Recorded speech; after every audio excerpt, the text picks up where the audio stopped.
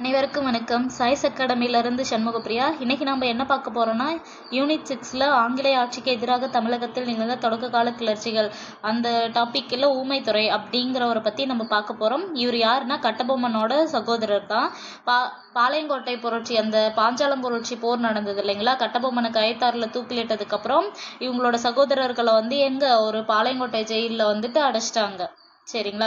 அதுக்கப்புறம் என்னெல்லாம் நடந்ததுங்கிறத one by one பார்க்கலாம். இந்த ஊமைத்துறை யாருன்னா, ஆங்கிலேய ஆட்சி கிழக்கிந்திய கம்பெனிக்கு ரொம்ப கட்டபொம்மனை விட ஒரு படி மேலே போயிட்டு ஃபைட் பண்ணவர் தான் இந்த ஊமைத்துறை. இவர் அந்த ஜாக்சனை சந்திக்கிற மாதிரி ஒரு சூழ்நிலை இருக்கும்ல. அப்போ அந்த ராமநாதபுரம் சேதுபதி அரண்மனையில தானே சந்திச்சிட்டு இருப்பாங்க. அங்க கூட 3 மணி நேரம் கட்டபொம்மனை நிக்க வச்சிருப்பாங்கல்ல. அப்போ இந்த கட்டபொம்மனை காப்பாத்த போனவர் தான் இந்த ஊமைத்துறை. இவர் கூட இன்னொரு வீரரும் போயிருப்பாரு. அது ரொம்ப இன்ட்ரெஸ்டிங்கா இருக்கும். அதை நான் பின்னாடி சொல்றேன். இவர் என்ன பண்ணியிருக்காரு, கட்டபொம்மன் போய் ரொம்ப நேரம் ஆச்சு, எதுவுமே எந்த அறிகுறியுமே தெரியல அப்படின்னு ஒன்னையே ஏதோ அங்க தப்பா இருக்கு அப்படின்னு சொல்லிட்டு அண்ணனை காப்பாத்த போயிட்டாரு. இப்போ 1798ல அதுதான் இவரோட முதல் ஒரு ஸ்டெப்பு, ஃபர்ஸ்ட் ஸ்டெப்பு. ஆங்கிலேயரை எதிர்த்த முதல் ஸ்டெப் அப்பதான் இருந்தது. அந்த போரிட்டு அந்த கட்டபொம்மனை என்ன பண்ணிட்டாரு, தப்பிச்சு கூட்டிட்டு வந்துட்டாரு. கூட்டிட்டு வந்ததுக்கு அப்புறம் அதுக்கப்புறம் இவரோட பங்களிப்பு என்னன்னா, கூட்டிட்டு வந்ததுக்கு அப்புறம் அந்த வார்லாம் நடந்திருக்கும். மேஜர் பானர்மேன் என்ன பண்ணியிருப்பாரு, அந்த பாஞ்சாலங்குறிச்சி கோட்டையை சுத்தி ஃபுல்லா ரவுண்ட் அப் பண்ணி சரண்டர் அடைய சொல்லி கேட்பாரு. ஆனா இவங்க சரண்டர் அடையாம போர் பண்ணியிருப்பாங்க. அந்த போர்ல, அதாவது 1799ல மேஜர் பானர்மேன் பாஞ்சாலங்குறிச்சி கோட்டையில பீரங்கி தாக்குதல் நடத்தினாங்க பாத்தீங்களா. அந்த போர்ல கோட்டைக்கு உள்ளாரையே இருந்துகிட்டு ரொம்ப வீரமா போரிட்டவர் யார், கட்டபொம்மனுக்கு ஒரு தளபதி, போர் தளபதி மாதிரி ஒரு நிமிஷம், போர் தளபதி மாதிரி இருந்துட்டு போர்ல ரொம்ப முக்கிய பங்காற்றினவர் இந்த ஊமைத்துறை. 1799 மேஜர் பானர்மேன் பாஞ்சாலங்குறிச்சி கோட்டையின் மீது பீரங்கி தாக்குதல் நடத்தினாங்கல்ல. அப்போ கோட்டைக்கு உள்ளாரையே வீரமா போரிட்டு அந்த போரை முடிஞ்ச அளவுக்கு தடுத்து நிறுத்தினாரு. அதுக்கப்புறம் பாளையங்கோட்டை ஜெயிலில் போய் இவங்கள அடைச்சிட்டாங்க. கட்டபொம்மனை தூக்கிலிட்டுட்டு ஊமைத்துறையும் செவத்தையாவும் பாளையங்கோட்டை ஜெயிலில் அடைச்சிட்டாங்க. அடைச்சதுக்கு அப்புறம் இந்த சுந்தரலிங்கம் அப்படின்னு ஒருத்தர் இருப்பாரு. யாரு, இங்க எழுதுறேன் பாருங்க.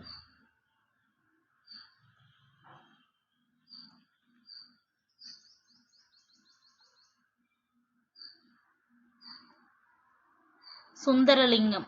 இந்த சுந்தரலிங்கத்தோட உதவியால என்ன பண்ணிட்டாருன்னா, கோட்டையில இருந்து தப்பிச்சிருப்பாரு. சரிங்களா. எப்ப 1801 இந்த பிப்ரவரி மாசத்துல சிறையில இருந்து தப்பிய ஊமைத்துறை. அவரு தப்பிக்கிறதுக்கு ரொம்ப மோஸ்ட் ஹெல்ப் பண்ணது யாருன்னா சுந்தரலிங்கம் தான். அவரை பத்தி நம்ம பின்னாடி பார்ப்போம். இதோட தொடர்ச்சியா சுந்தரலிங்கத்தோட இது இருக்கும். அது ஸ்கூல் புக்ல மேபி அந்த டேட்டா சுத்தமாவே இருக்காது, இது அவுட் சோர்ஸ்ல தான் இருக்கும். அது நான் பின்னாடி சொல்றேன். 1801 பிப்ரவரி மாசம் என்ன பண்ணாரு, சிறையில இருந்து தப்பிச்சிட்டாரு. தப்பிச்சதுக்கு அப்புறம் எங்க போயிட்டாருன்னா, கமுதியில போய் பதுங்கி இருப்பாரு. கமுதியில பதுங்கி இருக்கிறத யாரு, ஊமைத்துறை பதுங்கி இருக்கிறது இந்த மருது சகோதரர்களுக்கு தெரிஞ்சிருச்சு. இந்த மருது சகோதரர்கள் என்ன பண்ணாங்க, அவங்களோட தலைமையிடமாக இருந்த இந்த சின்ன மருது என்ன பண்ணாருன்னா, ஊமைத்துறையும் செவத்தையாவும் அவங்களோட தலைமையிடமா இருந்த சிறுவயலுக்கு கூட்டிட்டு போயிட்டு அங்க அடைக்கலம் கொடுத்து பாத்துக்குவாரு. அப்படி அடைக்கலம் கொடுத்து பாத்துக்கிட்டப்ப என்னெல்லாம் பண்ணலாம், அதுக்கப்புறம் என்னெல்லாம் செய்யலாம் அப்படின்னு சொல்லிட்டு யோசிச்சுட்டு இருப்பாங்க. அதுக்கு போக இவர் சிறையில இருந்த தப்பித்த அந்த வியூகத்தை என்ன சொல்றாங்கன்னா, ஆக்ராவிலிருந்து தப்பிய சிவாஜியின் தீர செயலை போன்றது. சிவாஜி எப்படி தப்பிச்சார், அந்த புலி நகை மாதிரி இருக்கும்ல, எல்லா ஆயுதமும் எடுத்து விட்டுட்டா கூட அந்த அரெஸ்ட் பண்ற நேரத்துல கையில புலி நகம் வச்சிருப்பாரு, அதை வச்சு தப்பிச்சிருப்பாருல்ல. அந்த மாதிரி ஒரு விவேகமான ஒரு ராஜதந்திரம் மாதிரி இருக்கு அப்படின்னு சொல்லியிருக்காங்க. யாரு சொல்லியிருக்காங்கன்னா, ராஜா காளிதாஸ் சொல்லியிருக்காரு, ஒரு விவேகமான செயல் அப்படின்னு சொல்லிட்டு. உண்மைக்குமே ஊமைத்துறை ஒரு சிறந்த ஒரு ராஜதந்திரி தான், சிறந்த ஒரு போர் வீராளி தான். ஓகேங்களா. இப்ப பாளையங்கோட்டையில இருந்து தப்பிச்சு அவர் எங்க போறாரு, சிறுவயலுக்கு போயிட்டாரு. சின்ன மருது சிறுவயலுக்கு கூட்டிட்டு போயிட்டாரு. அங்க என்ன பண்றாங்கன்னா, அண்ணன் விட்டுட்டு போன இடத்துல இருந்து நம்ம திரும்ப போற ஆரம்பிக்கணும், எங்க நம்ம ஸ்டாப் பண்ணமோ அங்கத்துல இருந்து ஆரம்பிக்கலாம் அப்படின்னு சொல்லிட்டு ஒரு பிளான் போடுறாங்க. அதுக்கு முன்னாடி நம்ம ஒரு கோட்டையை பாஞ்சாலங்குறிச்சி கோட்டையை திரும்ப கட்டணும். ஏன்னா அவங்க வாழ்ந்த இடம் எவ்வளோ ஒரு இதாக வந்து கட்டியிருப்பாங்க. திடீர்னு அந்த கோட்டை ஃபுல்லாக தரமட்டமாக இருந்துச்சு. அன்னைக்கு அந்த பிக்சரில் காட்டணும்ல அந்த மாதிரி ஃபுல்லாக வந்து சமவெளியாக தரமட்டமாக ஆனதை பார்த்துட்டு அவங்களுக்கு எப்படி இருந்திருக்கும். இதை விட இன்னும் பலம் வாய்ந்ததா அந்த கோட்டையை கட்டணும் அப்படிங்கிற ஒரு முனைப்போடு இருந்தாங்க. வெறும் 6 நாள்ல பாஞ்சாலங்குறிச்சி கோட்டையை வந்து கட்டி முடிச்சாங்க. யாரு? ஊமைத்துறையும் இந்த மருது சகோதரர்களோட உதவியோட சுந்தரலிங்கம் அவரும் வந்து ஹெல்ப் பண்ணாரு. அவரோட ஸ்வர்ணகிரி சுந்தரலிங்கம்னு சொல்லுவாங்க அவரை. அவங்களோட ஹெல்ப்போட வெறும் 6 நாள்ல கோட்டை முழுவதும் வந்து கட்டி முடிச்சாங்க.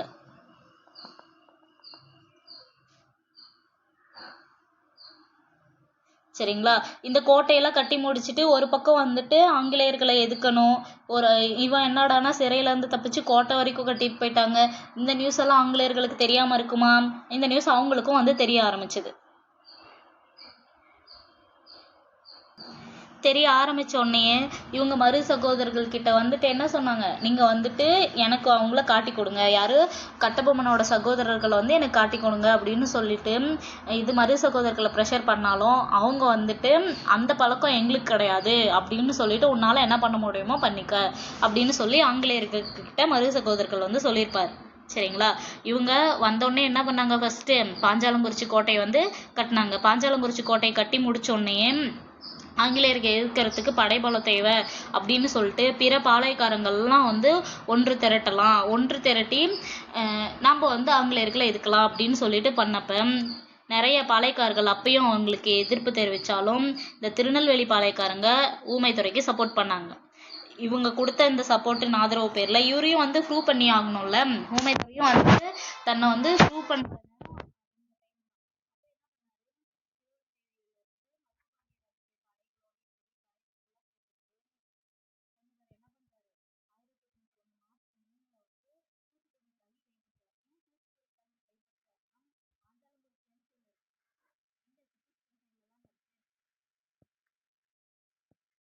வந்துட்டு தூத்துக்குடி தாக்கி வந்து அவங்க கைப்பற்றிடுறாங்க. கைப்பற்றினோடனே இதுதான் ஊமைத்துறைக்கு கிடைத்த முதல் வெற்றி. அந்த முதல் வெற்றியே அவங்களுக்கு ஒரு கான்ஃபிடென்ஸ் கொடுக்குது. என்னைக்குமே வந்து ஒரு டெஸ்ட்டாக இருந்தாலும் சரி, ஒரு ஸ்டடியாக இருந்தாலும் சரி, அதர் வேலையாக இருந்தாலும் சரி, அந்த வர ஒரு காம்ப்ளிமெண்ட் தான் நம்மளை அடுத்த கட்டத்துக்கு வந்து கொண்டு போகும். சரிங்களா? அதனால தான் வந்துட்டு எவ்வளோ படித்தாலும் எவ்வளோ இது பண்ணாலும் டெஸ்ட் எழுதி பார்க்கணுங்கிறது. அந்த டெஸ்ட்டில் வர ஸ்கோரிங் தான் ஒரு டெஸ்ட்டில் இருந்து இன்னொரு டெஸ்ட்டில் ஒரு 5 மார்க் அதிகமாக வாங்கி பாருங்க, ஒரு 5 கொஷின் அதிகமாக வாங்கி பாருங்க. அதில் இருக்கிற ஒரு கான்ஃபிடென்ட் லெவலே வேறு. அது தர ஒரு மோட்டிவேஷன் வேறு யார் சொல்லியும் எவ்வளோ ரியாலிட்டியாக வச்சு பேசணும், அந்த மோட்டிவேஷன் வந்து ரொம்ப நாளைக்கு தாங்காது. ஆனால் நீங்கள் போடுற எஃபர்ட்டுக்கு கிடைக்கிற அந்த அந்த ஒரு பலன் இருக்குல்ல, அது கொடுக்குற ஒரு கான்ஃபிடென்ட்டும் மோட்டிவேஷனும் வேறு எதுவுமே உங்களுக்கு வந்து கொடுக்காது. சரிங்களா? ஓகே, டாபிக் உள்ள போகலாம். சிவகங்கை மருதுபாண்டியர் என்ன பண்றாரு, அவரும் வந்து படை அனுப்பி தூத்துக்குடி வந்து கைப்பற்றிடுறாரு. இது ஊமைத்துறைக்கு கிடைச்ச முதல் வெற்றி. இந்த முதல் வெற்றியை பார்த்தோன்னே இவங்க என்ன பண்றாரு, ஆங்கிலேயர்களுக்கு வந்து இந்த மாதிரி ஒன்று போயிட்டு இருக்கு, அவங்கள வந்து நம்ம சாதாரணமா நினைச்சோம், ஆனா அவங்க வந்து தூத்துக்குடியவே வந்து கைப்பற்றிட்டாங்க அப்படின்னு ஆங்கிலேயருக்கு ஒரு நியூஸ் போகுது. அவர் என்ன பண்றாரு, ஆங்கிலேயர்கள் என்ன பண்றாங்கன்னா பாஞ்சாலங்குறிச்சியை வந்து நம்ம எப்படியாவது கைப்பற்றணும் அப்படின்ட்டு திருவிதாங்கூர் மன்னர் கிட்ட போய் ஹெல்ப் கேட்குறாங்க. திருவிதாங்கூர் மன்னரும் தன்னோட படையில பாதி படையை வந்து அனுப்பி விடுறாங்க. அப்ப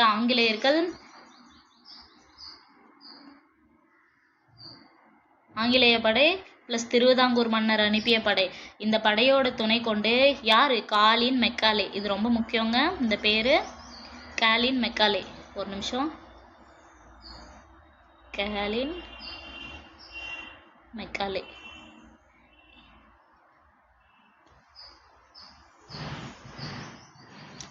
இவரோட தலைமையில 1801 மார்ச் 13 வந்து பாஞ்சாலங்குறிச்சி கோட்டையை வந்து முற்றுகிட்டாங்க. என்னதான் திருவிதாங்கூர் மன்னர் ஹெல்ப் பண்ணியிருந்தாலும் சரி, இல்லை ஆங்கிலேயர்கள் வந்து ஆங்கிலேய படை ஹெல்ப் பண்ணியிருந்தாலும் சரி, இந்த பாஞ்சாலங்குறிச்சி கோட்டையை வந்து தாக்குதலில் வந்து உள்ளிருந்து கோட்டையினோட உள்சுவர்ல இருந்து இந்த மருது சகோதரர்களும் ஊமைத்துறையும் சேர்ந்து உறுதியோட வந்து ஃபைட் பண்ணுறாங்க, உறுதியோட வந்து எதிர்கொள்கிறாங்க. போராட்டத்தில் பல ஆங்கிலேயர்கள் வந்து இறந்துட்டாங்க. அந்த போராட்டத்தினோட முடிவில் பல ஆங்கிலேயர்கள் வந்து இறந்துட்டாங்க. அவங்களுக்கு வந்து அந்த படைபலம், ஆங்கிலேயர்களோட படைபலம் குறைஞ்சிட்டே போகுது. அவங்களுக்கு கட்டபொம்மன் வந்து செயல்படுத்திய மாதிரியே உணவுப் பொருட்களும் தண்ணியும் வந்து ரத்து பண்ணிடுறாங்க. இதனால ஆங்கிலேய படை வந்து பின்வாங்கிட்டு ஆங்கிலேயர்களோட முற்றுகை வந்து முறியடிக்கப்பட்டது.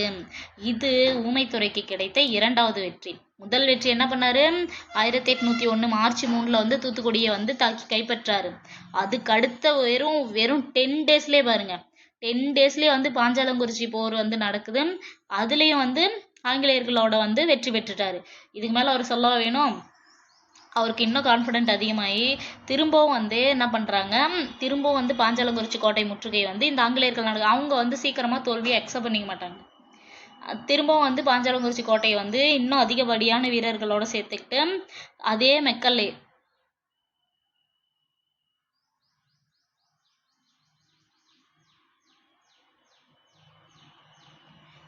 திரும்ப வராரு. ஏன்னா ஃபர்ஸ்ட் டைம் வந்துட்டு போனாரு, சாதாரணமாக நினச்சிட்டு போனாரு. அசாத்தியமான படையை வச்சிருந்தும் கூட அவரால் வெற்றி பெற முடியல.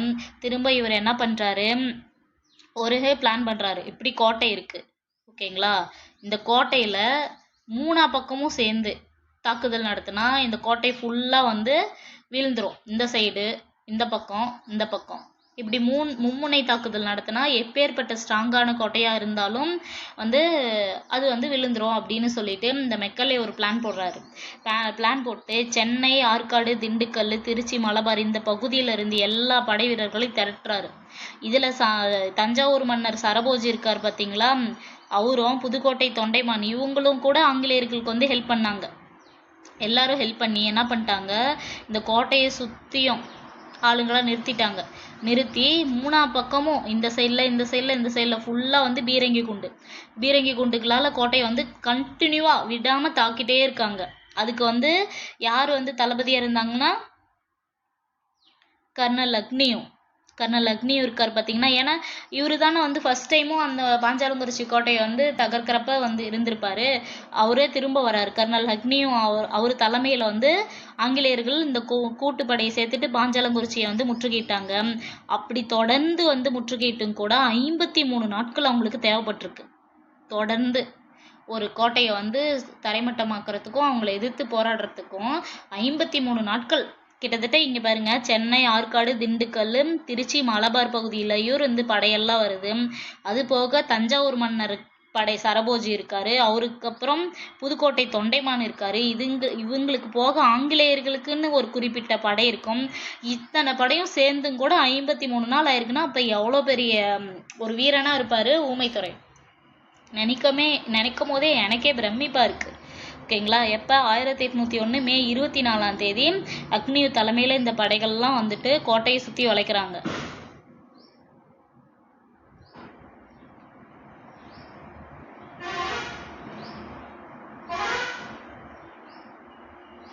இறுதியில் எப்படி இருந்ததுன்னா, அந்த 53 நாட்கள் என்னதான் பீரங்கி தாக்குதலால் உள்ளாருந்தே அவர் எதிர்கொண்டாலும் கடைசீட்டில் அந்த கோட்டையை அவரால் காப்பாற்ற முடியல, ஊமைத்துறையால் காப்பாற்ற முடியல. ஊமைத்துறை லாஸ்ட்டாக என்ன பண்ணார்னா, பலத்த காயம் பயங்கரமாக அடிபட்டு அவர் எங்கே போயிட்டார், பாஞ்சாலங்குறிச்சியிலேருந்து தப்பிச்சு மருது சகோதரர்கள் கிட்ட அடைக்கலமாக போயிட்டார். எங்கள் காளையார் கோயிலில், சரிங்களா. காளையார் கோயிலில் ஒரு காடு இருக்கும், அந்த காட்டுக்குள்ளே வந்து போயிட்டாங்க. அங்கே போய் காளையார் கோயிலுக்குள்ளே போயிட்டு மரு சகோதரர்களோடு சேர்ந்து திரும்பவும் வந்து ஆங்கிலேயர்களை நம்ம எப்படிலாம் எதுக்கலாம், என்னெல்லாம் பண்ணணும் அப்படின்னு சொல்லிட்டு அங்கேயும் பிளான் போடுறாங்க.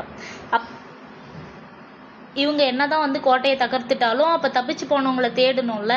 அது வந்து யாருன்னா தளபதி மெக்னின் அப்படிங்கிற தலைமையில் வந்து ஒரு பக்கம் வந்து ஊமைத்துறை எங்கெல்லாம் இருக்காருன்னு சொல்லிட்டு தேடிட்டு இருக்காங்க. தளபதி மெக்னின் தலைமையில் காரைக்குடி வந்த இவங்க தேடிட்டு இருக்கிறது, ஆங்கிலேயர்கள் வந்து தன்னை தேடிட்டு இருக்கிறாங்க அப்படிங்கிறது ஊமைத்துறைக்கும் மரு சகோதரர்களுக்கும் வந்து தெரியும். அவங்க தெரிஞ்சுட்டு தன்னை நெருங்கி வர பக்கத்தில் இங்கே காரைக்குடி இருக்குல்ல, அங்கே வந்துட்டு அந்த தேடிட்டு இருக்கிற படை வந்து வருது. அப்போ வந்து இந்த ஊமைத்துறை தலைமையில் கீழே வந்த அந்த படை வந்து சுற்றியும் வளைச்சிக்கிட்டாங்க. எதிரியை சுற்றியும் வளைச்சிக்கிட்டு ஃபுல்லாக வந்து தாக்குதல் நடத்துகிறாங்க. யாரு? மெக்னின் படை மேல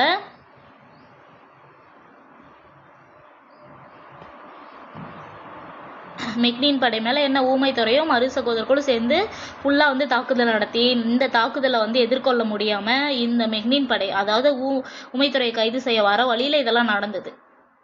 அந்த படை வந்து பின்வாங்கி போயிருச்சு. சரிங்களா?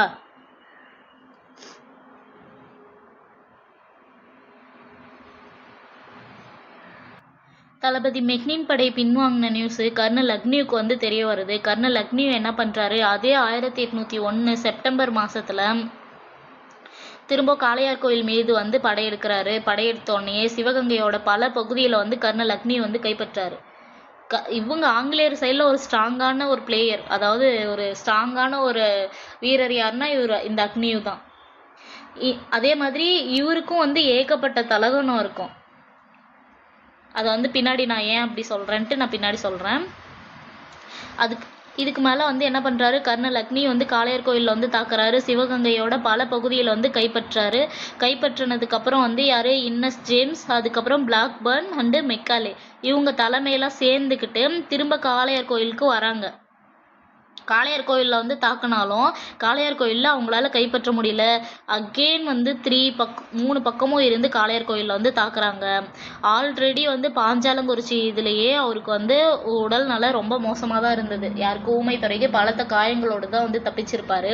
தப்பிச்சுட்டு காளையார் கோயிலில் வந்து இருந்திருப்பாரு. அங்கேயும் வந்து கர்னல் அக்னி என்ன பண்ணுறாரு, Innes James, Blackburn and colonel Macaulay இவங்களை எல்லாத்தையும் கூட்டிகிட்டு வந்துட்டு அதுக்கு அக்னியும் வந்து தலைமையில் காளையார் கோயிலில் மூணு சைடில் இருந்தும், அதாவது இதுக்கு பேர் தான் வந்து மும்முனை தாக்குதல். இது என்னன்னு சொல்லுவாங்க, மும்முனை தாக்குதல்னு சொல்லுவாங்க. இந்த 3 சைட்ல இருந்தும் வந்து தாக்குதல் நடத்துறப்ப இவங்களால தாக்கு பிடிக்க முடியல. யாரும் ஊமைத்துறையால வந்து தாக்கு பிடிக்க முடியாம இவர் என்ன பண்றாரு, வந்துட்டு பின்வாங்கிடுறாரு. ஏன்னா ஹெல்த் வைஸும் அவர் வந்து ரொம்ப பலவீனமா இருந்தாரு. அதனால காளையார் கோயில் பகுதியெல்லாம் யாருக்கு போயிடுச்சுன்னா ஆங்கிலேயர்கிட்ட போயிடுச்சு. ஆங்கிலேயர் படை கைப்பற்றினதுக்கு அப்புறம் என்ன பண்றாரு, ஊமைத்துறை திண்டுக்கலுக்கு தப்பிச்சு போய் தலைமறைவாயிடுறாரு.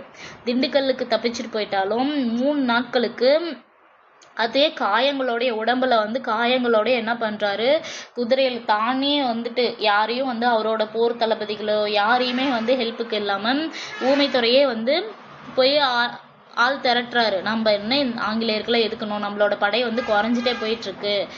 அவ்வளோ ஸ்ட்ராங்கா இருந்திருப்பாரு. நம்மளாம் சின்ன காயனாலே நம்ம 2 நாள் பெட் ரெஸ்ட் வந்து எடுப்போம். அவ்வளோ உடம்புல பாதி என்ன சொல்றது பலத்த காயங்களோட இருப்பாரு.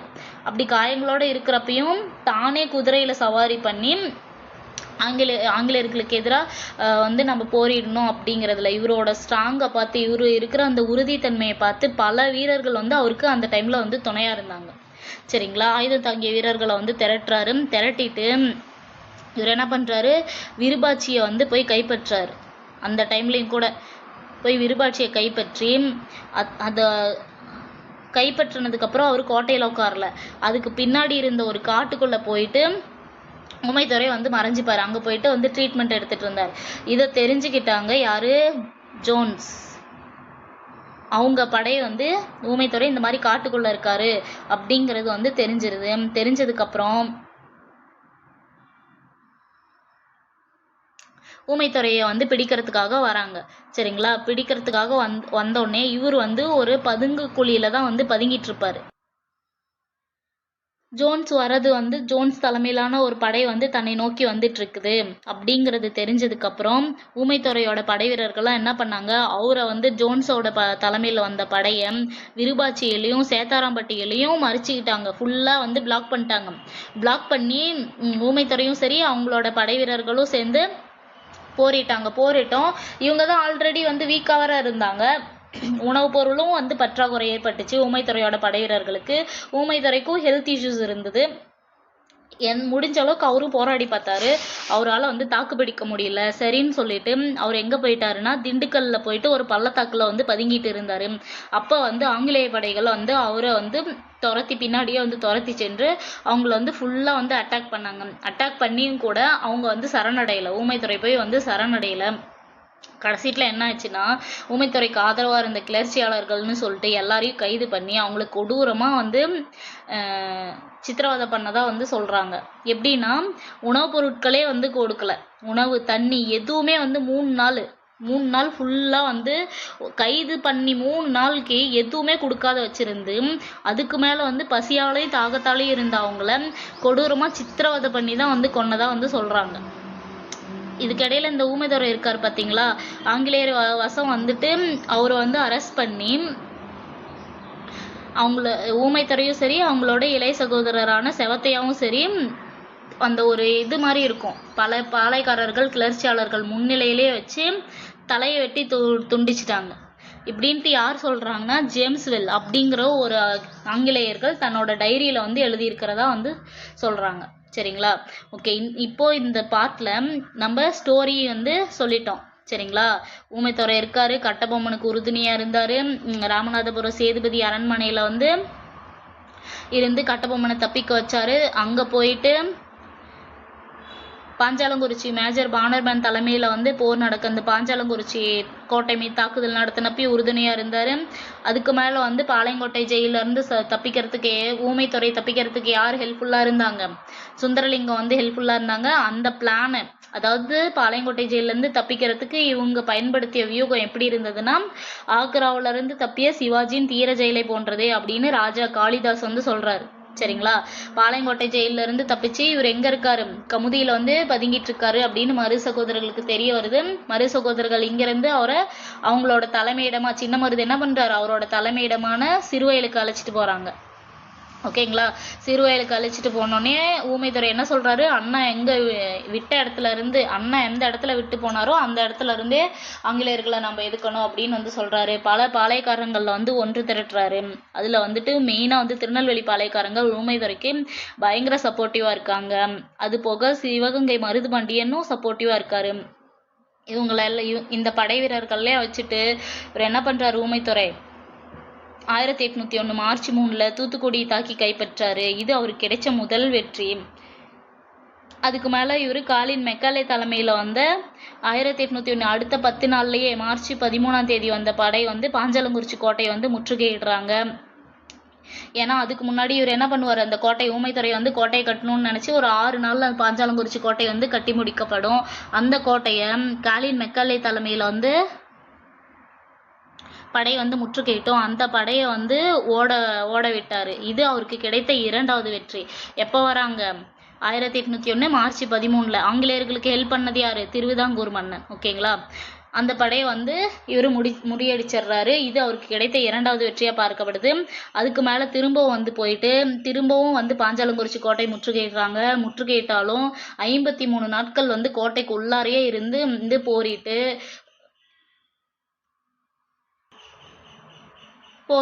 அவர் வந்து பலத்த காயங்களோட வந்து உயிர் தப்பிச்சு போயிடுவாரு. உயிர் தப்பிச்சு எங்க போறாரு, மருது சகோதரர் இருக்கிற அந்த காளையர் கோயிலுக்கு போவாரு. அப்போ வந்து அந்த 53 நாட்கள் கோட்டை முற்றுகையிட்ட போது யார் இருந்தாங்கன்னா லெப்டினன்ட் கர்னல் லக்னியோ. அவர் எப்ப கோட்டை முற்றுகையிட்டாரு, 1801 மே 24. ஓகேங்களா? ஃபர்ஸ்ட் முற்றுகையிட்டது எப்ப, மார்ச் 13. அடுத்து செகண்ட் முற்றுகை எப்ப நடந்தது, 1801 மே 24. இவருக்கு யாரெல்லாம் ஹெல்ப் பண்ணாங்க, லெப்டினன்ட் கர்னல் லக்னியுக்கு காலின் மெக்காலே இருந்தாரு. அதுக்கெல்லாம் சென்னை, ஆற்காடு, திண்டுக்கல், திருச்சி, மலபார் பகுதியிலிருந்து வந்து படை இருந்தாங்க. அதுக்கு மேல தஞ்சை மன்னர் சரபோஜியும் புதுக்கோட்டை தொண்டைமான் இவங்கெல்லாம் சேர்ந்து இருந்த படைக்கு லெப்டினன்ட் கர்னல் அக்னியும் தான் வந்து தலைமை தாங்கினாரு. தலைமை தாங்கியும் அந்த கோட்டையை வந்து ஃபுல்லா இருந்து இடிச்சிட்டாரு. யாரு, கர்னல் மெக்னியோ. இவர் என்ன பண்ணிட்டாரு, ஊமைத்துறை காளையார் கோயிலுக்கு போய் அங்க வந்து மரு சகோதரர்களோட அரவணைப்புல இருந்தோம்.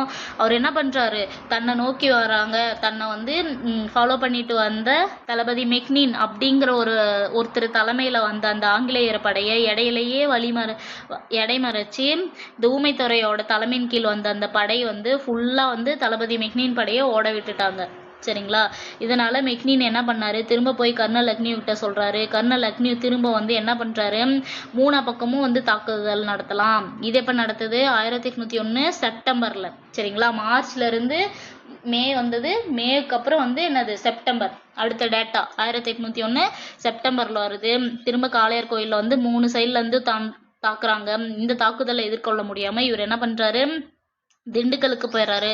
திண்டுக்கலுக்கு போயிட்டோம் இவர் என்ன பண்றாரு, பலத்த காயங்களோட இருந்தாலும் ஆட்கள்லாம் திரட்டுறாரு. தானா போய் ஊமைத்துறையே வாலண்டரியா போய் ஆட்களை வந்து திரட்டுறாரு. அப்படி திரட்டிய ஆட்கள்லாம் ஒன்று சேர்த்து என்ன பண்றாரு, விருபாட்சியை வந்து கைப்பற்றிட்டு காட்டுக்குள்ள போய் மறைஞ்சிட்டு இருக்காரு. இதை தெரிஞ்ச வந்து ஜோன்ஸ் என்ன பண்றாரு, அவங்களோட தலைமையில வந்த அந்த படைய விருபாட்சியிலையும் சேத்தாரம்பட்டியிலையும் இடைமறைச்சு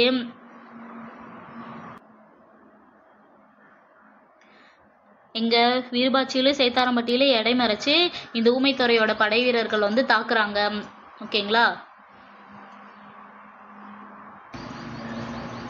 அப்படி இடைமறைச்சு தாக்குனாலும் இவருங்க என்ன பண்றாங்க, இந்த ஊமைத்துறையும் அவங்களோட படை வீரர்களோ திண்டுக்கல்ல போயிட்டு வந்து பதுங்கிக்கிறாங்க. ஏன்னா அவங்களால இதுக்கு மேல தாக்கு பிடிக்க முடியல. இவங்க ஆங்கிலேய படை இவங்க திண்டுக்கல்ல தான் பதுங்கியிருக்காங்க அப்படிங்கிற நியூஸ் கேட்டு திரும்ப வராங்க. வந்துட்டு ஒவ்வொரு இதா வந்து படை வீரர்களை மட்டும் இல்ல, அந்த ஊமைத்துறைக்கு உதவி பண்ண எல்லாரையும் வந்து கிளர்ச்சியாளர்கள் அப்படின்னு சொல்லிட்டு எல்லாரையும் கைது செய்தாங்க. கைது செய்து 3 நாட்கள் வரைக்கும் அவங்களுக்கு தண்ணி சாப்பாடு எதுவுமே கொடுக்காத பட்டினி போட்டாங்க. அப்படி வந்து பசியா இருந்தவங்கள கொடூரமா சித்திரவதை பண்ணி தான் கொன்னாங்க. அதுக்கு முன்னாடி அந்த வீரர்கள் முன்னாடி என்ன பண்ணாங்க, 1801 நவம்பர் 16 சாரிப்பா 1801 நவம்பர் 16ஆம் தேதி ஊமைத்துறையும் அவரது இளைய சகோதரர் செவத்தையாவும் வந்துட்டு தலையை வெட்டிட்டாங்க. எல்லார் முன்னாடியும் வந்து தலையை வெட்டினாங்க அப்படின்ட்டு வந்து யார் சொல்றாங்கன்னா, ஜேம்ஸ் வெல் அப்படிங்கிற ஒருத்தரோட டைரியில இந்த நியூஸ் இருக்கிறதா வந்து சொல்றாங்க நமக்கு. சரிங்களா? இப்போ நம்ம இதுல இருக்கிற என்னென்ன டேட்டாலாம் இருக்கு, ஃபர்ஸ்ட்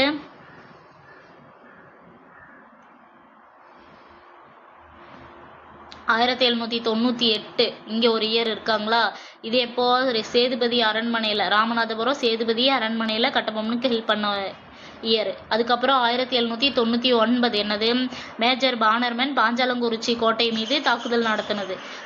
ஓகேங்களா?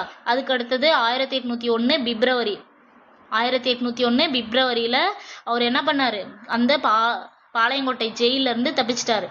1798 அதுக்கு அடுத்த வருஷம் 99 இந்தாண்ட 2 வருஷம் இங்க 1801 பிப்ரவரி.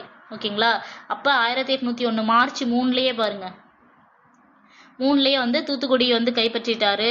அதே 1801 மார்ச் 13ஆம் தேதி என்ன பண்ணாரு, பாஞ்சாலங்குறிச்சி கோட்டையை வந்து காப்பாத்தி ஆங்கிலேயர்கள் வந்து முற்றுகையிட்டது. ஓகேங்களா? 1801 மார்ச் 13 ஆங்கிலேயர்கள் பாஞ்சாலங்குறிச்சி வந்து கோட்டையை முற்றுகையிட்டதை வந்து சொல்லுது.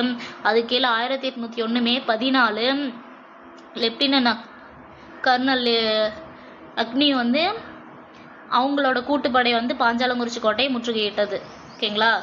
இப்ப அடுத்த இயர் காளையார் கோயில் கிளர்ச்சியும் 1801 தான் நடந்திருக்கும். அடுத்து எந்த இயர் இருக்கு, திண்டுக்கல் தாக்குதல் அப்ப 1801 நவம்பர் 16. சரிங்களா? இவ்வளவுதான் இதுல இருக்க டேட்டா. ஓகேங்களா? அதே மாதிரி ஃபர்ஸ்ட் வந்த ஒரு மேஜர் பானர்மேன் தான் வந்து ஃபர்ஸ்ட் பாஞ்சாலங்குறிச்சி கோட்டையை வந்து தாக்குதல் நடத்தியிருப்பாரு. அதுக்கு மேல இந்தாண்ட யாரு, கர்னல் ஒருத்தர் இருப்பாரு, கேலின்.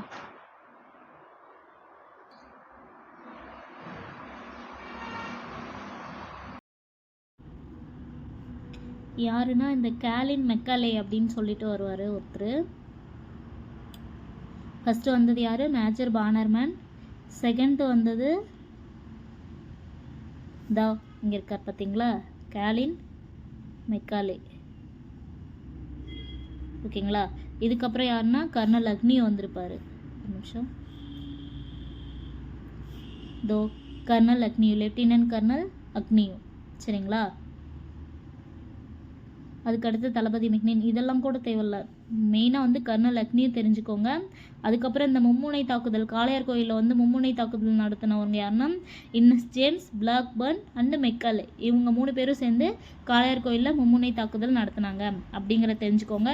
அதே மாதிரி மெயினாக வந்து சிறையிலிருந்து தப்பிச்சு வந்த இவர் ஊமைத்துறையை எத்தனை நாளில் பாஞ்சாலங்குறிச்சி கோட்டையை வந்து கட்டி முடிச்சாங்கன்னா 6 நாட்கள். சரிங்களா?